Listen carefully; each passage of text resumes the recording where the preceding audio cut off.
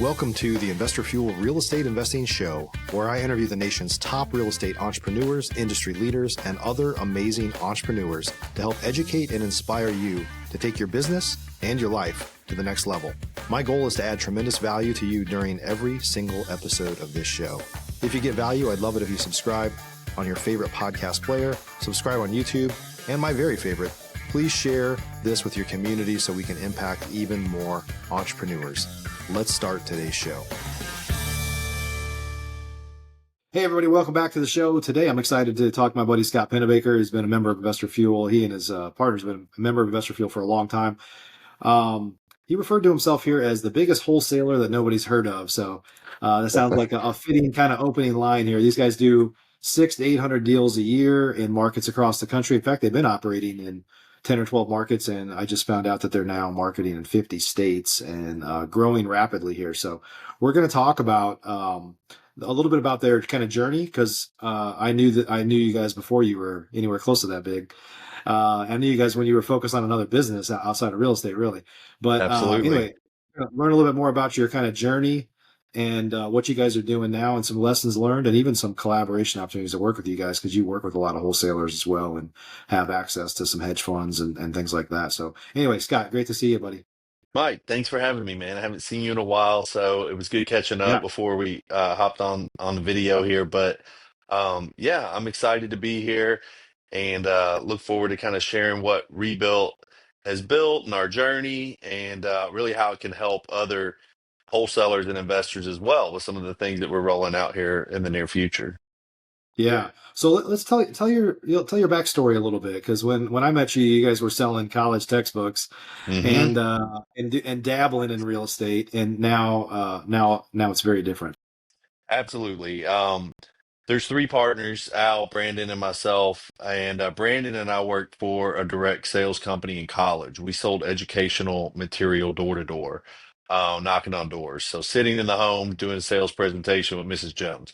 And so when I graduated college, I got into the mortgage business. And then this was like 2003, 2004. So we were writing just like crazy subprime loans, 125% loan to value, one day out of a bankruptcy on a stated income. And so that kind of led, I'm sure, some of those things to the crash of '08 and Dodd-Frank and all that. But what that taught me and that I learned is that you could use banks' money or other people's money to really build a balance sheet. And so I always knew I wanted to get back into real estate. But then in 2005, I fell into the college textbook business. And I was removed a few years from college, but I remember that those things were really expensive and probably had really great margins. And so we built a company really wholesaling textbooks. So we were wholesaling textbooks years before we were wholesaling houses. And then I grew that business really just regionally for the next 5 years. And then Brandon and I reconnected after he left the direct selling company. So I only did that door to door company for about 2 summers. That's all I could stomach. Brandon did it for 6 summers and actually ended up recruiting college kids all throughout the 2000s to come out and sell during their summers. And so when he left that about 2011, we reconnected. And I'm like, man, I could use some help really building out the textbook business. So he brought over like 40 people in the first year, and the company kind of blew up. And Brandon and I are both sales guys, so we're not very process oriented. And he said, "You need to talk to my cousin Al." Al was a director at BlackRock, had been there for about 10 years, um, really overseeing project managers and software engineers building software for BlackRock. And at that time, BlackRock was not nearly the company that it is today either, I Sure. will tell you. Um, so Al came in and really consulted for a couple of years, and then in 2015 they became equity partners in the book company. Leading up to that, though, we all loved real estate. So Brandon had his stuff in Nashville. Al had holdings in Philadelphia where he lived, and then I had stuff in Lexington that I'd been buying and keeping in a rental portfolio. So we started to buy stuff together. And between 2015 and 2018, we bought about 150 doors, really from wholesalers. We were the buyer in the area, and we were burring in and out and just building a rental portfolio alongside our book company. Well, in 2018. Textbooks really started to move online and go digital. So we're like, well, how are we going to support our families with a dying business. We love real estate. We have all these rental properties, but they don't make a ton of money because they're all leveraged at 80%. There's taxes, insurance, maintenance, management. Yep. We're not pulling any money out of that business. Definitely not enough to replace our income on the other business. So we thought, well, we've paid the wholesalers a ton of money. Why don't we try to do some direct to market selling or direct to seller marketing ourselves? We'll keep and the good ones for ourselves. We'll still rebuild communities, rebuilt. That's kind of where the name came from. Um, but then we'll wholesale the fall off or the ones we don't really want to take down. And it became apparent as we're getting so many leads and so many new contracts that there were way more than we could take on under construction. And so 2018 was really when we launched our kind of wholesaling business. The first deal we did in Lexington was like for 5 grand or something. And we're like, awesome, it works, so let's try to scale it a little bit. I got some interns from University of Kentucky, help with run some appointments and take some phone calls, and really just kind of built it as a side business between 2018 and 2020. And then COVID hit in 2020. And so at that time, the textbook company, we're locked out of college campuses, right? And we don't know when we're going to go back. It had been tracking down since 2018 on the top line revenue numbers. So we thought, we love what we're doing with Rebuilt. It's growing year over year. Textbooks is a dying business, but it's taking up 80% of our time. Let's Mm. take the opportunity to close the textbook business. We were able to get PPP money to help our warehouse workers kind of land on their feet for their next move and shut down the business. And then we went all in on Rebuilt. And so that year we launched Nashville, where Brandon lives, Philadelphia, where Al was at the time, and really just started to scale the textbook company. And I'm sorry, the scale Rebuilt. But what's funny is that we went to a lot of our top reps that were in the book company and we said, hey, unfortunately, we're having to close the book company down because of the pandemic. But would you like to learn what we've been doing the past couple of years with Rebuilt? And so we launched Austin that way. We launched Huntsville that way, Chattanooga. It wasn't we had a bunch of data saying, hey, go into these markets or a bunch of demographics. It was more like, hey, where do you have your best people? We can teach them how to wholesale there. And so Yeah. that's really the evolution of how we turned kind of what was a side business and a long-term vision for retirement and building a rental portfolio into what we spend 125% of our time doing today. Yeah. Yeah, that's awesome. And what was the vision? I mean, I guess maybe talk about how the vision has changed, because I know along the lines you guys ended up raising a lot of institutional money, and not a lot of people have done that, but you clearly had a vision that was bigger than, certainly the average wholesaler for sure. For sure. We knew that we could scale. When we closed our book company, we had about 110 nationwide reps. We had scaled to, over 5 figures, I'm sorry, 8 figures in revenue a year. And so it was a big business. And that's what we wanted to do. And we were set out to do with wholesaling. We knew that we could scale it. Now, we bootstrapped it, just like we did the book company for years, and just kind of took out equity lines on properties that we had built on this rental portfolio to really fund the marketing and the startup costs. Um, and then Al, through his connections with BlackRock and Wall Street, was approached by a company that was actually about to take OfferPad public, and they liked our model because it was balance sheet light. An iBuyer needs a large line of credit to, buy hundreds of homes a month, warehouse them, fix them up, and then sell them on the retail back end. So they liked that our model. We didn't need a whole lot. There was a lot less risk because we weren't holding a bunch of property on our books. And that they knew that this was an opaque and kind of fragmented market with the off market space, and that was something they thought we could really penetrate and get some market share.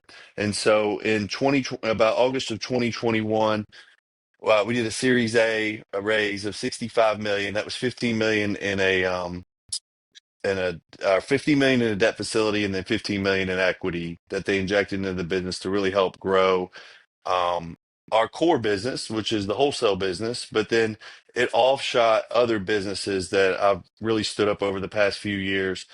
The first one we had to stand up was title. because we couldn't scale to doing, 60, 70 wholesale deals a month using outside title vendors in different states.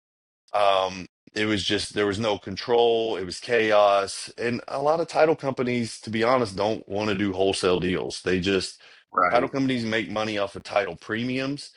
Title premiums are based on the sale price of the property. Most of wholesale properties are a lower price point, plus they come with hair. So you have to work harder to make Mhm. less money. And most title companies don't want to do that, right? And so Right. we built our own title company to be able to handle these type of transactions and to just have that service level to ensure that our buyers and our sellers were really getting the best support that they needed to make these transactions happen. But our title company does it's built for these type of deals. All the wholesale deals with separate settlement statements, assignments, double closes. We do novations, sub two, 1031 exchange. We use mobile notaries, so your buyers and sellers never meet. We have bilingual escrow agents and bilingual docs, so we can do Spanish closing statements and deeds and promissory notes and all that stuff that may be needed on that side of the business as well. Yeah. And I guess, and I know, I don't know how many I mean, I know you're marketing 50 states now, but not that long ago, you guys were operating, I think, 10 markets, right? So, and I guess Yeah, the more you branch out, the more important it is to kind of control title. Because if you have to go find a different title company in every market in the country, that's like nightmare. painful. Yeah. Right now, we're licensed in 28 states for title. But the reason I guess the one thing that's really changed and evolved since we started was that Brandon and I came from a boots on the ground in the home doing a sales talk background. So our initial way and thought to do this business was all in person, right? Set the appointment, go out, meet with Mrs. Jones, do a sales talk, go through comps, go through a repair estimate, break down your offer, and then write a contract. And while we still do that in about 30 markets with localized reps in those markets, we realized in order to scale to really where we needed to be to get into profitability, we had to be able to run virtual appointments. And once we cracked the code on virtual, we realized that that's much more scalable. You maybe don't buy them as deep, but you can buy a lot more of them in a lot less Yeah. time. And so that's Yeah. really been the way our business has evolved mostly over the last 12 months. Yeah, and I think on the other side, you guys are focused on bringing in institutional buyers and stuff like that that historically are willing to pay a little bit more for houses. So, yeah, I guess kind of high level, if you have to pay a little bit more, but you can find somebody that's willing to buy from you for a little bit more, it's way more efficient, right? Absolutely. And that's been a big change because we were selling to IBs in 2000s, 2001s when everyone was, but they weren't our core customer. Our core customer was still the mom and pop investor, and still today is the mom and pop investor. Um, But now all this money's been sitting on the sidelines and they're starting to come back, right? And so through some of our contacts, we've been able to strike up some great partnerships as of late with some of the larger hedge funds and institutional buyers that want us to source and aggregate off market for them. They still source 75% of their inventory, 80% of their inventory on the MLS, but they want more off market. It's just such an opaque and fragmented market that they haven't been able to crack the code. And so they've really asked Rebuilt to serve as that kind of gatekeeper between them and the off market space. And once deals are submitted into our ecosystem, we do a preliminary underwrite against their buy box, submit it to them. They give us their preliminary number. If it's within a certain range, then we'll schedule an inspection for them through a third party. Typically, the inspection's within 24 hours. We get the report back in 24 hours, and then we get a final offer for them in 24 hours. So I've even had some of the recent wholesalers I've been working with will give us a 3-day option on the property. So we contract it with a 3 or a 5 day option period in order to get that inspection done. Um, and that's been great. It's working well. We're starting to see, they're still paying more than your mom and pop investor will for a lot of Hmm. these properties. And so I'm looking for more wholesalers that have property that they're trying to move and to at least let us scrub it against some of these buy boxes. And you retain your entire fee. It's not a JV where I'm trying to take out of your fee and share in the spread. You keep your entire fee and they pay us a percentage to bring in the deal. Very much like a Hmm. broker relationship. Yeah, that's great. And I know we just because we talked a little bit ahead of time, like it's a way for investors to, there might be investors that are passing on deals too that just seem like they're kind of thin, but because they're selling to their same five or 10 kind of friends or buddies that they've been selling to for years. And, but the institutional buyers, God love them. They're willing to pay a little bit more for those deals. So said another way, there might be a way for wholesalers to bring you deals that they were going to pass on because it was a little bit too thin, and you guys might be able to make it work, and they might be able to turn those lemons into lemonade, right? 100%. And we have a lookup URL on our marketplace, marketplace.rebuild.com. You register on there. There's a submit a deal button at the top. And you just type in the address and it'll walk you through the steps on how to submit that. And it will return whether it qualifies or not. And so we really want to see as much inventory that you guys have. And it will eventually we'll be able to post different buy boxes and whatnot. It's just not on there yet. 1965 or newer, 3 bed, 1 bath, some of the different criteria. They're all different though.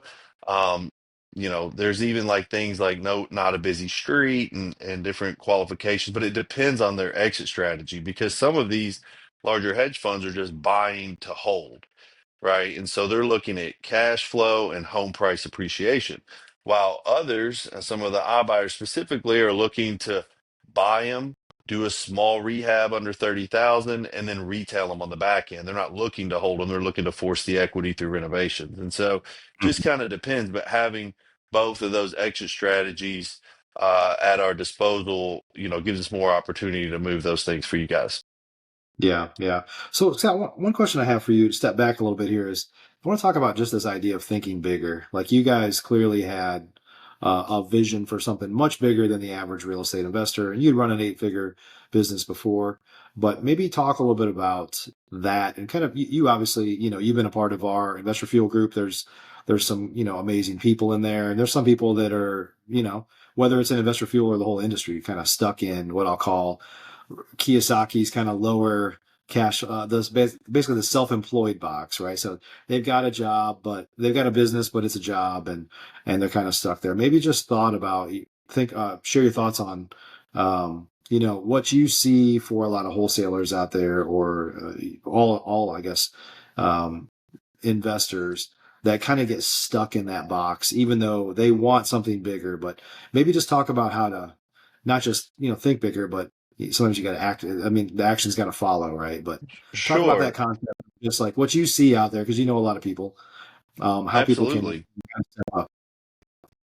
I think the biggest mistake I made kind of early on was I tried to do too much. Like I didn't know what my core focus should be in like did we want to do fix and flip? Did we want to do buy and hold? Did we want to do wholesale? Do we want to buy land? Do we want to target storage facilities? And there's just do we want to lend money? There's just so many different ways to make money in real estate. I think that we kind of lose the forest between the trees and we lose focus, right? And then we end up spending marketing over here for this business and marketing over here for that business, and we really fail to like dive into one business and just become an expert at that. And really that's what we've tried to do with what we said, let's eliminate all the noise. We quit buying rental property. We actually sold off a lot of our rental portfolio that Al Brandon and I had made, the 150 plus doors.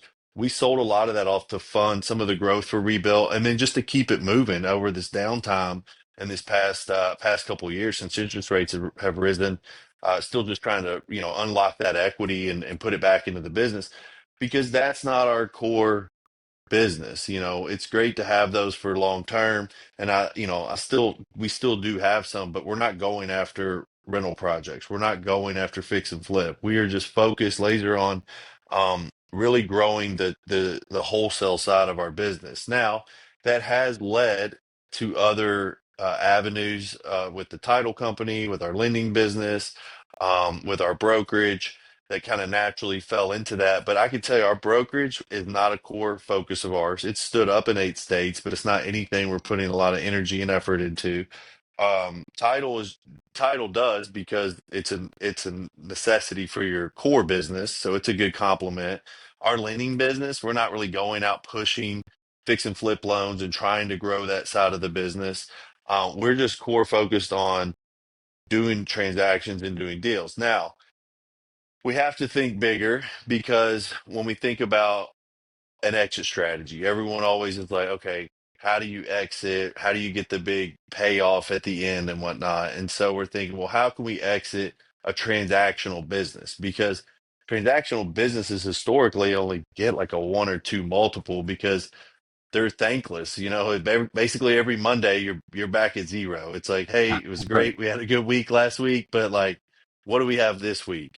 And so, really, with the technology, we've been fortunate enough to be able, with our investments, to hire someone in a core team, head of product and engineering, a great team of engineers to build out a SaaS element to what we're doing now. The reason we initially built the tools is not to license them, they're to use them internally again on our core business. So everything we've built technology wise, from our marketplace to our investor finder to our direct mail modeling and direct mail concepts and stuff, all of that stuff was built for our business. However, that stuff are tools that allow us to do 600 deals a year. They're tools that we're close to the point of being able to let other wholesalers tap into and use that to grow their business as well. And then it just kind of pulls us all together to be able to work on a lot of different things in the future as kind of a community. Yeah, that's awesome. And maybe share like obviously you've got a lot more pressure on you guys because you raised a lot of private equity, and you have three partners too, right? So in my experience, I've said this recently, like there's not a whole lot that I want to do going forward without some sort of collaboration and partnerships. And there's some negative sides of partnerships too. But for me, one of the biggest things is it forces me to be held accountable because it's real easy for me to let myself down because I'm comfortable with a lot of things. But when you have a partner or partnership, or certainly folks that you raise money from, maybe just share your kind of thoughts on how that's forced you to think bigger because you got to perform, right? Absolutely. I love my partners. They're my best friends. And the good thing um, about us, and I think this is important in partnerships, is that we have each have different skill sets, right? And so we all contribute to the business in different ways. Brandon and I are both sales guys, and we do work on the sales side of the business, but I'm in acquisitions and Brandon handles Dispo, right? And those are two very separate businesses. And so, Hmm. and then Al is really, he's our CEO. He's the one talking, interfacing with the board, creating the pitch decks, raising more money, helping with product and tech, which I know nothing about. He really helped drive that. That was his background at BlackRock as well. And so everyone wears different hats, which makes it great. And we are all accountable to each other. I mean, our text messages go until 24/7 basically. Al uprooted his family from Philadelphia, has four kids, moved to Nashville where Brandon lives. They're first cousins, by the way. Moved there when we raised money just because we thought Nashville was a better hub. Even though the business was started in Lexington, Kentucky, where I am, Nashville was a better hub to recruit talent, right? And so we wanted to bring people into Nashville and have kind of that more corporate feel there. And it's been a cool city. But back to your question, 100% having partners for me has been a great experience because it doesn't let you kind of let yourself down. We're all the first person we're always willing to like let down is ourselves for whatever reason. But when you have Right. other people holding you accountable, it makes all the difference. But I know partnerships aren't for everyone, but for me, it's been a blessing. Yeah, that's great. So, can you just share, like, for folks that are listening? So, first off, you guys have created an impressive model. I know it's been a lot of hard work, and you've been a part of Investor Fuel for, gosh, probably 6 close years, to six maybe. years. Yeah. 6 years, yeah. So, we're glad to have you in that. By the way, love having you in the group. I know you. I think you guys get a lot of value from being in the group as well, right? Yeah, 100%. Investor Fuel has been great. And honestly, like it was like a a launch pad for our business. And not only in just like the tools and the willingness of everyone to share like what was working for them and whatnot, but just the relationships and the ability of the group to be so open and just honest with each other, and the friendships I've made there, and to help you think bigger, beyond just what you think you could grow like a regional business into something much more of a conglomerate, and to Yeah. meet investors all over the country that are kicking butt, and to kind of hear what's working in their markets has been well worth it. Yeah, that's great. And maybe you could just share here, like, you guys have obviously done some tremendous things, but there's ways that people can work with you too. And I think that some of this is newer, right? Like you guys were just out trying to do a bunch of deals and sell them upstream to whoever would buy them, including institutional guys. But now that you've got some of those tools, folks can use your title company. They can use your transactional funding. They can use your platform to get access to institutional buyers. So maybe just share, some of the more common ways that folks can actually work with you guys. Absolutely. Title and escrow is just kind of low hanging fruit and easy, licensed in 28 states. Like I said, specialize in everything that a wholesaler needs. If you have a new state and you're doing virtual, don't go out and try to find a new title company. Check in with me, or you can just go to the website. Our title company is called National Title Services, and it's national-title.com. And there's a map on there that shows all our coverage areas. Um, Again, we can help with double closings. We can help with, just your normal assignments. We use mobile notaries. So any of that stuff, novations, do a lot of novations. If you have a sub two deal or a seller finance deal, we can help with that too. So that's the easy one, is title and escrow. If you're doing transactional funding, if you're doing an ABBC, if it's closing with national title, then we can do that. The fees are minimal. We used to be able to where sometimes, some title companies won't make you fund the AB, and they'll let you fund the AB with the BC. Unfortunately, that's becoming less and less commonplace as these auditors and underwriters really are just getting much more particular. Every transaction they want to stand on its own. And so if you're Mhm. doing a double close, maybe because you have a really large fee, then a lot of times you need to use that transactional funding to fund the AB, and then the BC would come in and close, and then you would get the spread on that. I think our fee's like 1% of the loan amount, or a minimum of $1,000 or something to get a deal done on a transactional funding. We do fix and flip loans, so it's a portal on our website on the marketplace. All of this stuff can be found on our marketplace, marketplace.rebuilt.com. Um, but we do fix and flip funding, construction loans. There's four different loan products on there. Just click apply for a loan when you get on there, and there's a whole portal that'll walk you through. And then we have career opportunities. If anybody's tired of doing it on their own, or wants to come work with Rebuild and help us build something, everyone in our company gets stock options, because it was really important to Brandon and Al and I that as we build this, and hopefully look for an exit at some point, that everyone in the company would get to benefit in that. And so that was an important aspect. If you want to come and be part of something big that we're building, life@rebuilt.com is our website for that. And we would love to talk to you. Awesome. That's great stuff. Well, appreciate you for sharing your story today, Scott. Good to see you, buddy. Yeah, Mike, awesome. I look forward to seeing you guys in Dallas here in like 2 months. Yeah.